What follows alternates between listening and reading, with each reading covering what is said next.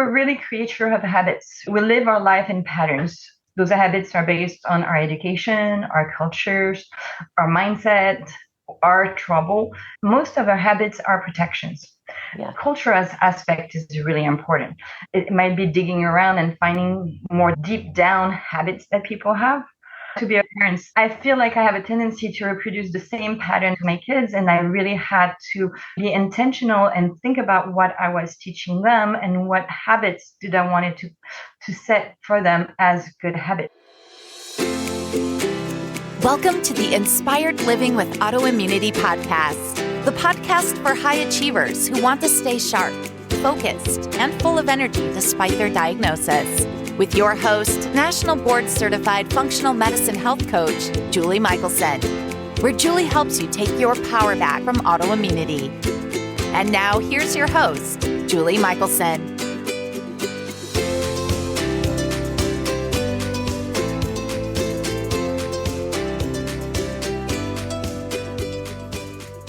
Welcome back to the Inspired Living with Autoimmunity podcast. I'm your host, Julie Michelson. And today we're joined by Dr. Emma Wagner, a distinguished chiropractor from San Clemente Vitality, who epitomizes the essence of holistic healthcare. With over 2 decades of experience alongside her husband and partner, Dr. Burton Wagner, she passionately advocates for a healthy, active lifestyle through an integrative blend of chiropractic care, energy medicine, functional medicine, and nutritional coaching. Her dedication not only guides individuals in tapping into their healing power, but also fosters a deep sense of connection and vitality, harmonizing the physical and emotional aspects of well-being. In today's conversation, we are talking about changing your habits to create wellness.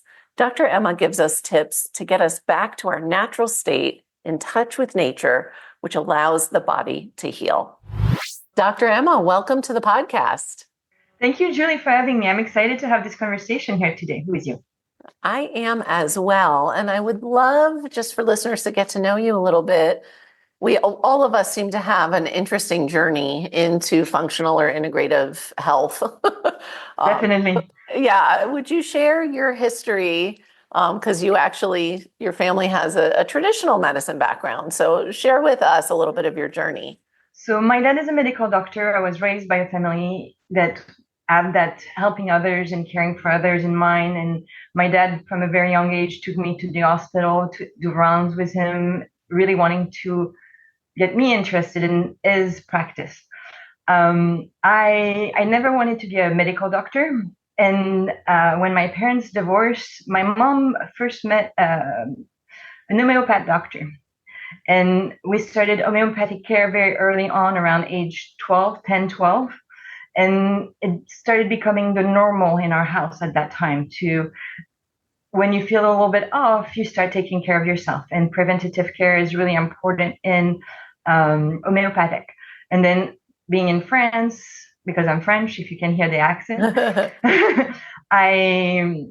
there's a big focus on healthy food, good food, eating well. And in my family, my mom was a very good cook. She loved cooking. So there was always that aspect.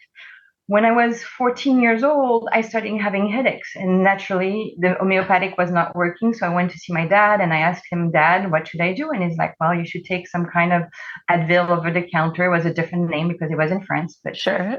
Advil type. And he's like, you can take up to 6 a day. And I started taking some and more, up to 6 a day. And I came back to my dad after a few months saying, Dad, my headaches are still there. I'm taking 6 Advil a day. What should I be doing? And he's like, oh, it's normal. You just need to take something a little bit stronger. So I started taking something a little bit stronger for a few months, up to 6 a day. When I got to 6 a day, I went to see him. I was 16 at the time. And I'm like, okay, this is not working anymore. What should I do? He's like, oh, I just need to prescribe something a little bit stronger. And it was something with codeine. At 16-year-old in France, kids start drinking alcohol. I was part of that, and I started mixing the codeine and the alcohol, and very fast I realized that this was a very bad idea. Very, very bad idea. And I could not focus on my studies. I could not focus on much of what I was doing, and it was really affecting me, those headaches, the codeine. And that's when my mom took us to a Silva mind control seminar where we worked on the power of the mind, doing meditation, respiration, um, That's visualization, and so amazing. on. Like, what a gift to be introduced to that at 16. At Wow. 16-year-old. Yeah. So at 16-year-old, I started to discover the power of the mind. After that first night in the seminar, I had a dream where my spiritual guardian angel came to me and told me, you don't need the headaches anymore. You're not going to have headaches. And I never had headaches anymore. So from that moment, I decided to look at what my mom knew that my dad, the medical doctor, didn't.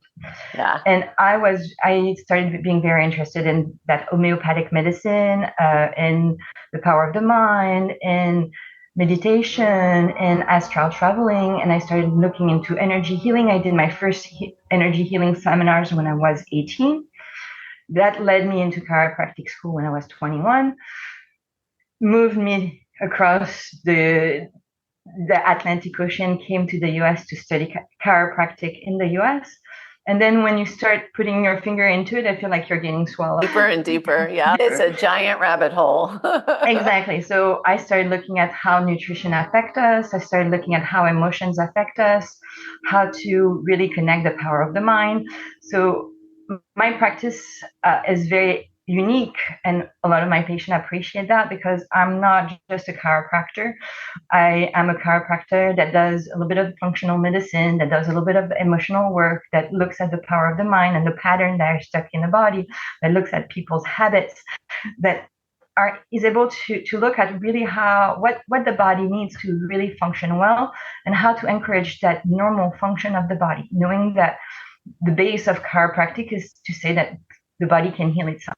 Yes. And it's about tapping into that natural phenomenon that the body can heal itself. I love that. And that is the whole point of this podcast, is that the body can heal itself, because that is often the opposite of what medical doctors will tell patients. Exactly. Especially with autoimmunity. I was told, oh, you can't heal, you'll just get worse, you'll decline, and so I love what you offer your clients and your patients is what I call a very big toolbox. So I'm not here to fix anyone, and I tell people, even if I feel like I'm an energy healer, I'm here to turn on your own healing power so that you can heal yourself and give you the tools that you can use, because I understand what you're needing.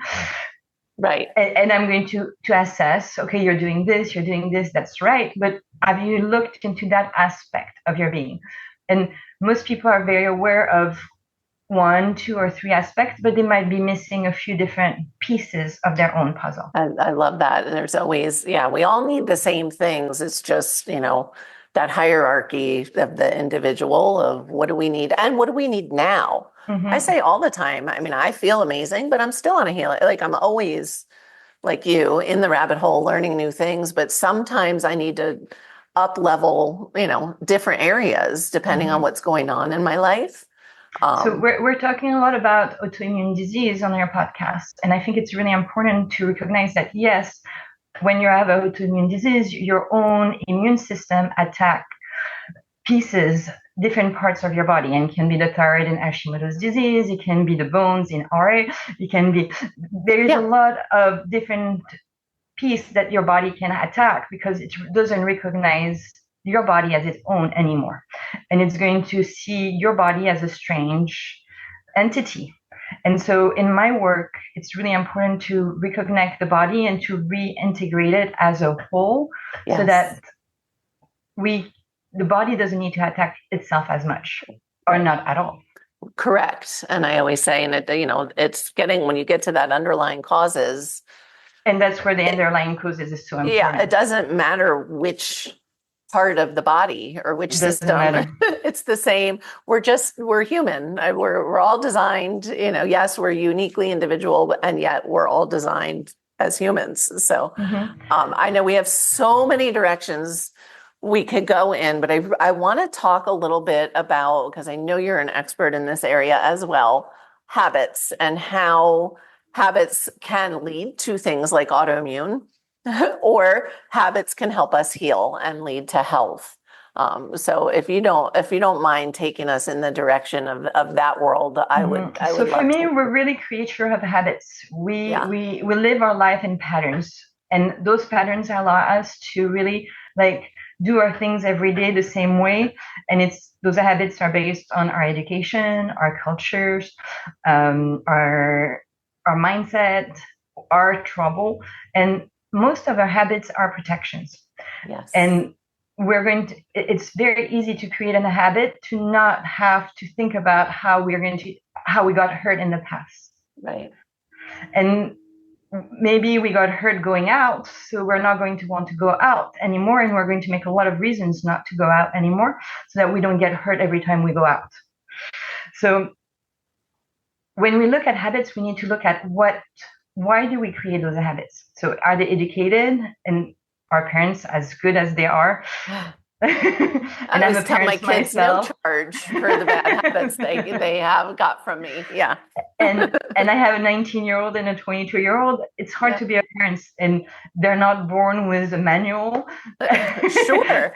It's I always say my oldest is the test kid, I feel like I have a tendency to reproduce the same pattern and the same habits that my mom brought in when I was a child. And at one point, I'm like, this is not the way I want to raise my kids. And I really had to really be intentional and think about what I was teaching them and what habits did I wanted to set for them as good habits. I'm not perfect. I didn't do everything perfectly with my kids. Oh, darn. That human thing again. But I think even for ourselves, I know they're going to have to let go of some of those habits that I created for them, the same way I had to let go of some of those habits that my parents, my culture had created for me.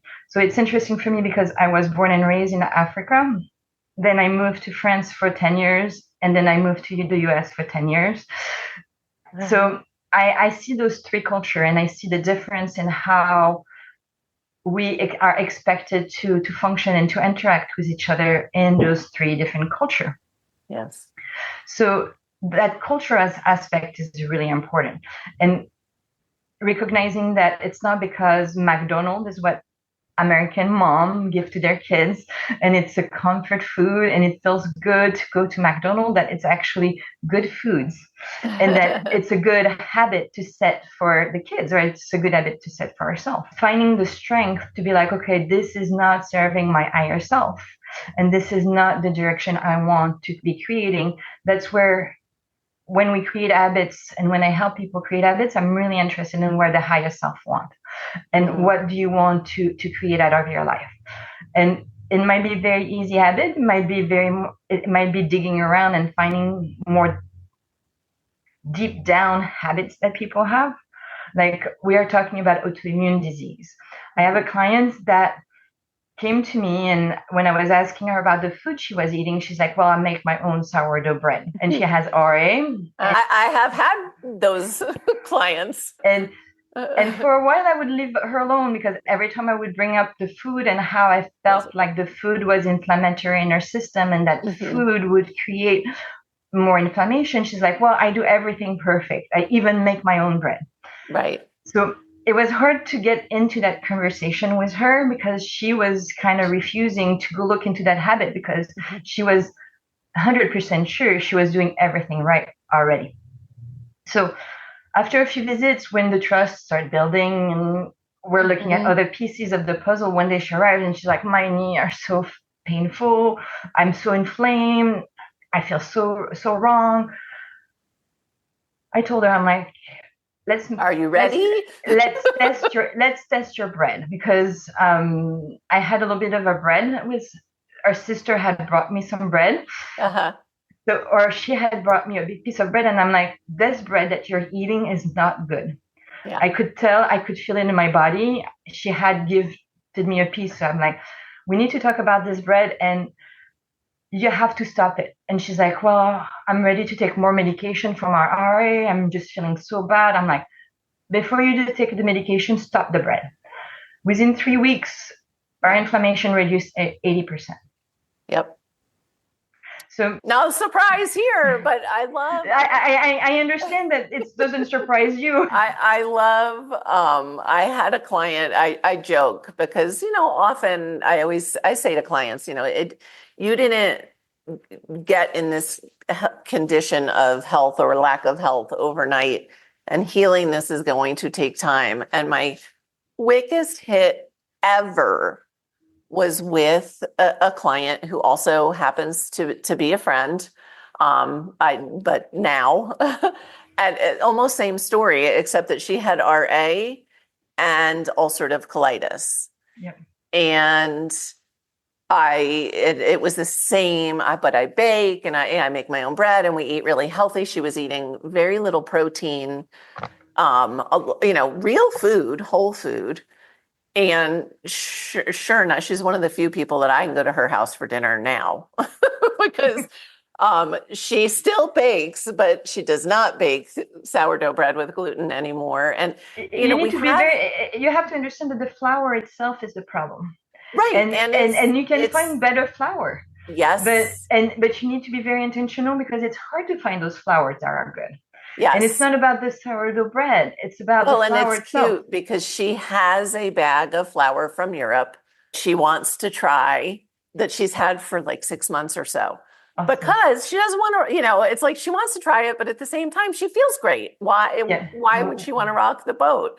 And that's a whole nother podcast. We could talk about because especially with the difference in the Europe and the American bread, for sure. What we've done to the food system in this country is scary and is. I'm really excited about the change coming around. Me too. I can't wait. You mentioned McDonald's, and I was thinking and it is such a relief that at least some changes are coming down the path because very relieving.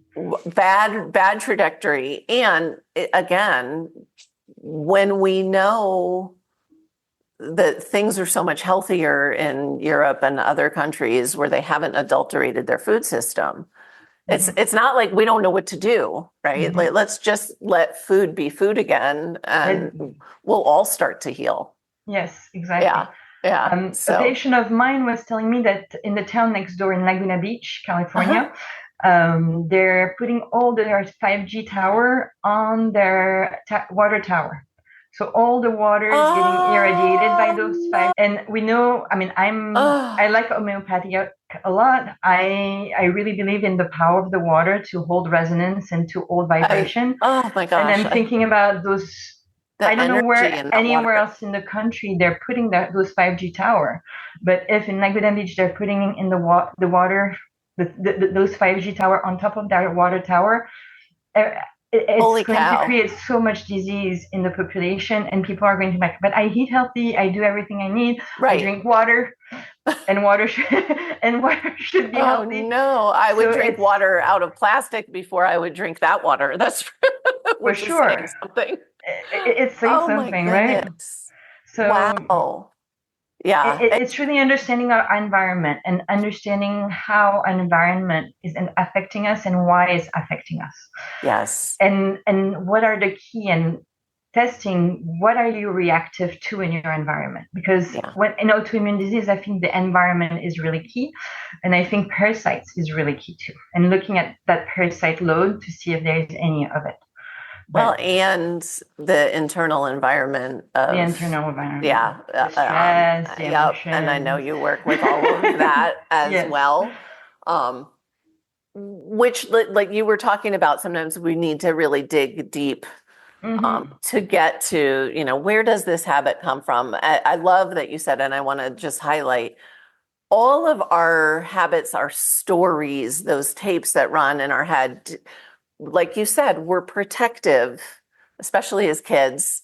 And so step one is often recognizing, where did this come from? And that's not something that typically, it's a process. It's a process. It's not that you're going to listen. It's a process, but it's not a difficult process. No. it's not a hurtful process. It's not something where you're going to have to hurt yourself or relieve trauma again and again. It's a very easy, simple process where you can really reconnect to those traumas so that you can let go of those trauma and start living differently. I love that. And so how do you help people? Like, where do people start if they're like, okay, you know what? I haven't really looked at my habits and how I'm living. And, again, there is a little part of, I felt like the gal who was baking her own sour bread because she was trying to do the right thing, right? Mm-hmm. I think also we've been misled and misguided as to what the right thing is. Yes. So how do you help people start that process? I always start with an assessment.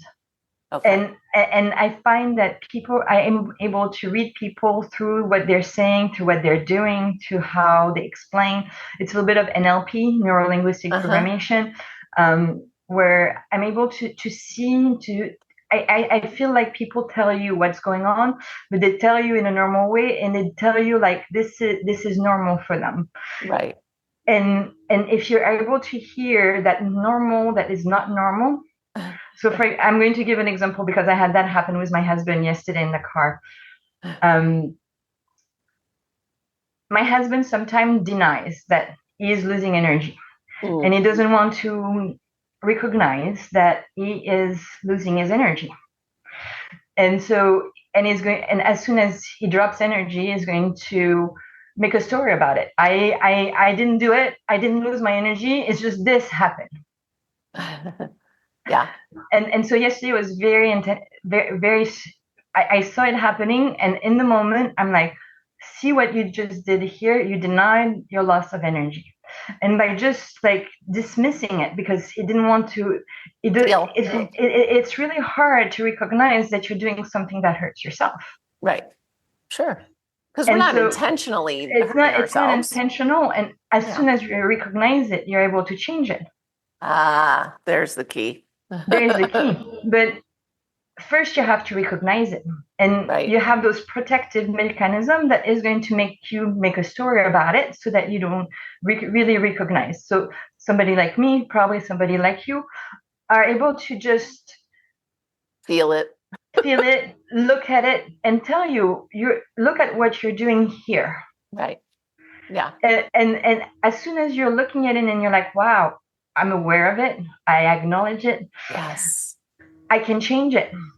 But first you have to see it for what it is. I love that. Do you have any tips for people who aren't working with somebody like you or myself, who's like, oh, I want to start noticing. I want to be at least that awareness, because you can't change anything without awareness. That's always step one.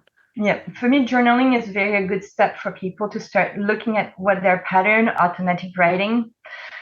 Okay. Journaling, just allowing you to look at what you're doing, reread what you wrote, and maybe journal about your disease, journal about what you're doing, your relationship with the world, with your relationship with yourself, because in autoimmune disease, again, you're attacking yourself. So what do you think about yourself? Right. What relationship? Look at what triggers you. Be aware of it. Most people, when they get triggered, they dismiss it. Well, because it's uncomfortable. It's very uncomfortable. Yeah. Yeah. I love I think the tip I'm guessing some listeners are going to hear this and say, oh, I do journal. But you just gave a nugget that I want to make sure everybody picks up on, which is reread what you wrote. Yes, you can. There's a cathartic, healing modality in journaling. We can get a lot out of journaling. But when we're talking about trying to create change, reread what you wrote because you may be surprised at what you read. May be surprised. Yeah. And if you don't have the clarity, have somebody else that you trust. It doesn't have to be a therapist, but it might be your husband, it might be your best friend, it might be someone who's not triggering. Your daughter that is not somebody that's not you, that you trust enough, that can give you an honest, like, what do you mean in writing this? What it really means for you? Because sometimes we write things and it's just so part of the story that we're not really paying attention. But when somebody else writes it, it's like, what do you really mean when you say that? So key. And I feel, I mean, for everybody to optimize health, this is important across the board, but especially by the time you are experiencing autoimmune symptoms, this is, we need to start figuring out, okay, what is really going on in there? What is driving? Yeah. And yes, environment is huge, but our perception of environment is really important as well. Very important. And it's our stress response to our environment that is creating that autoimmune disease. Yes. Maybe we cannot change the environment, but we can change our reactivity to it. Amen. And I think to change that reactivity, if we want a second tip, meditation really helps people change their reactivity. Yes. And how pause and distance. And pause and distance and contemplate and take distance from that environment that can be triggered. And I find that meditation, I know for me, meditation changed my life and really allowed me to open myself to a different world and to a different connection with my environment. And I think everybody has access to meditation. Actually, that meditation doesn't have to mean sit, don't move, breathe, and be quiet. I really love walking meditation. In walking meditation, you have to be by yourself, no noise in your ear, no music, no boom, boom, boom. Just be in your thoughts, contemplate, observe the world, pay attention to what's going on in your environment, connect to it, look at the birds, look at the clouds, look at the ocean. I mean, I'm at the ocean, but you get the idea. Feel the breeze. Yes. Exactly. Yeah. I hug a tree, Yeah, connecting with your physical senses. And I love, because I was going to ask you and I didn't even need to. I sometimes, and I'm sure you experience this too, you say the word meditation and you can see somebody's stress level go through the roof because they think they have to sit without doing anything for 10 minutes. Yeah. So I think that is a huge takeaway is, it can be a walking meditation. And thank you for clarifying that it doesn't mean you're listening to music or a podcast or all of those things are fine if you need to walk, but that's not meditation. That's not the walking meditation. Yeah. For me, meditation is really inviting life inside of you. Yes. And it's observing how that life flows through you. And it can be done through the breathing if you're meditating and just immobile, but it can be through the rhythm of life, through the walking. And that walking really creates something in the brain that helps put you in that more relaxed state. And for beginners, I find it easier to do walking meditation than just sitting meditation because we live in a world where we don't know how to sit anymore. Right. Yeah. No, so the walking is going to help us get that relaxation going.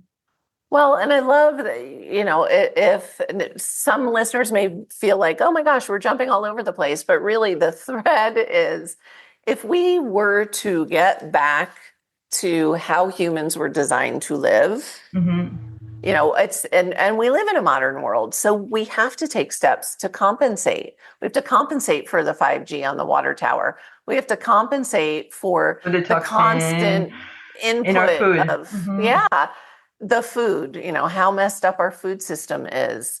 All of that is why we need to take these extra steps because our natural state is to allow life to flow through us. We just have lost touch with that. I really feel like the humanity, our culture at this time is really pushing us against nature. And we, as a culture, feel like we should have nature adapt to us and to our need rather than us adapting to nature. Well, we've been trying that, for years. And it's been the culture for years. And it's really changing that mindset that I am highly adaptable. I can adapt to any environment I'm in. And I can love that environment. And I can respect that nature that, yes, is violent. Yes, it's traumatizing. Yes, it can be dangerous. And it's beautiful. But it's also beautiful. It's also marvelous. It's also magical. Yeah. And if we tap into that side of nature that's marvelous and it's amazing and it's so well created when you think Yeah. about it. If you choose to be part of the nature and adapt to it, I think you feel better. Yeah, well, because that's how we're designed to be. Mm-hmm. I'm sure for you is the ocean. I have the mountains. There's always something. Or I watch we have horses and chickens and dogs, and That's awesome. watching. I'm jealous. Watch the animals, and and it's just And I think that's what having cats and dogs in the house is so powerful, and why dogs are so companion and support animals, because they give us that ability to reconnect a part of ourselves to that nature. Yeah. And nature. It is sad that today we only have dogs and cats that we have access to, and most people, except you with your horses blessed. and your chicken, but I'm also blessed enough to be well enough to I could not take care of them before. Lived on 10 acres and taken care of all those animals 10 years ago. It's a lot of work. Mm-hmm. I couldn't have imagined ever being well enough to do that. Mm-hmm. So it's a huge gift on both sides. And but I already drank the healthy Kool-Aid, right? So I'm already all in. I'm in the rabbit hole. And so I don't like this word of being a rabbit hole. I think the rabbit hole is really the pharmaceutical system. We've been lied so much and for so long, and it's been 80 years, maybe 120 years since Rockefeller created that new medicine and started using petrochemicals in our healthcare, and we feel like this is normal and this is what everybody thinks that's the normal. For me, that's the rabbit hole. Eating healthy food. True. If you're, it's true. I need to come up with a better, because even the Kool-Aid, like I can't say it without qualifying, not actually Kool-Aid, because I would never drink between the dyes and the sugar. I would never. It's not possible. I think it's really about reformatting how we talk about those things. Yeah. Because how we talk about it is really going to create our mindset, and our mind is going to see. Like we were talking about McDonald's and how McDonald's is considered as a comfort food in the United States. Yeah. Just saying the word comfort food, there's nothing about McDonald's that will comfort your body. I get nauseous when you say the word McDonald's. Right. And I used to eat it years ago, when I was younger, I ate it. And as a kid, to be fair, and talk about the changes. When I was little, we would go to McDonald's. You didn't eat in the restaurant. It was actually, real beef. The fries were cooked in beef fat. It was not. It's a lot different. Yeah. Yeah. Uh-huh. And so I am excited that we're in a time where there seem to be enough of us having a conversation that we want to change that. I love it. I love it. Somebody asked me, well, how do you feel? And I said, I feel hopeful. Me too. Me too. Very hopeful. Yeah. The time is changing. And I think, yes, it's hard right now because we're seeing all those things. And especially when people discover that they have autoimmune disease or any kind of chronic disease, diabetes, cancer, they're like, oh shit, and what do I need to do? But what I love is that we finally have good tools that we can use, that we can put in place, that we can start working on us and start changing those habits that you were talking about, that is around food, around what we think, about how we do stress. Yeah. Yeah, absolutely. And we're able to change all that. And then our body takes over, and that natural ability of the body too will start kicking in. And it's like, wow, my body can do this. I had a patient yesterday coming in, and she's like, I cannot believe how strong I am. She's a cancer survivor. She's been under my care for 6 or 8 months. She's like, my husband even was surprised at everything I could do, everything I was keeping up with him. I was even doing more than him. They're rebuilding a house, and they just bought a house, and they're just whatever doing to that house. But she's like, I'm painting, I'm doing this, I'm doing that. And I stop when I need to stop. I heard you. I know what to do in terms of habits. I cannot push myself too hard, but I'm surprising myself of how strong I am. And I'm like, this is beautiful. This is what I want to hear. Well, and the only limit on that is the limit we put on it. Exactly. Really. And I see it, I live it, because even today, I would have, there's a part of me that thinks I can't feel better than this. And yet I know in 6 months I will, because that's been the past several years where I think like, oh, I'm here. And then I'm like, wow, well, now I have more energy and I'm stronger and I want to learn something new. Or, and so it ties beautifully back into this noticing, you were talking habits, and I want to clarify for listeners, we're also talking about your thoughts. Like Exactly. This is where habits start. Starts. 100%. Yes. And so, yeah, it can be a little uncomfortable or sometimes greatly. So to give an example to your listener, about a year ago, a little bit more than a year ago, in September last year, I came back from a traveling trip to France, and I recognized that I was not in the shape I wanted to be. I was not feeling as good as I wanted to be. And I needed to really like step up my game and really like look at my own habits. And in September, I decided that I was going to work out. And I was very resistant at first because I'm like, I have a very physical job. I'm a chiropractor. I push on people all day long. I stand up. I thought before September last year, I was like, I'm not going to work out. I'm going to be too tired. Well, I was tired. I was not feeling good. I was a bit overweight. And I'm like, okay, what do I need to do? And the message I got was, I need to start working out. So I started working out every morning. No excuse. At first, it was just 15 minutes because that's all I could do. And slowly I started building up. And quickly enough, I was 45 minutes every morning. And I've been doing this for over a year now. Yeah. And I just met a friend the other day that I hadn't seen in about a year. And he looked at me and was like, damn, you look younger. Yes. And I do feel better. And I have more energy and my mind works better. And I feel more excited about life than I have been in a very long time. So, yeah. And I love we talked earlier about, we always need to reassess. And we need to reassess. It's not, do these things for 50 years and that's going to work for you forever. I mentioned before we started recording, I was sharing about how now I'm in clinic more than just working at home. And the first 2 weeks that I was in clinic every day, I got inflamed. I was tired. I was like, holy cow, what's going on? And I realized all the things that were back to nature incorporated in my daily routine that I didn't even think about anymore. The grounding between clients, the sunshine, being out with it, just things that were part of my day. I was like, oh my gosh, I need to now create intentional routines to make sure that I'm doing the things I tell my clients to do because my schedule changed. Yeah. And self-care is super important. And if you don't take care of you, nobody else will. Yes. And if you don't do what makes you happy, you won't be able to take care of anybody else. That's for sure too. That's or maybe you feel like you can, but at one point your energy will run out. You will drain yourself for sure. So it's really important for me to get your good routine up.